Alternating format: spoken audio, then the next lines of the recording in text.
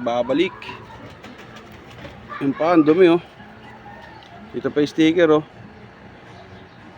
Ang dumi ng paa. Tukod na tukod, dito pa yung sticker nya. Dumi ng paa oh. Yung pang survivor ko sa NHPC. Sa stamp nya. Ayan guys oh.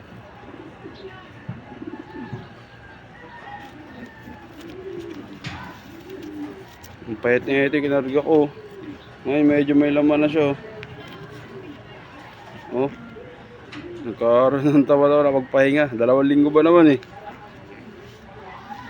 Lakas.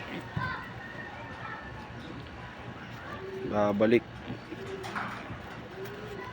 Bibreed na lang natin to. Yeah.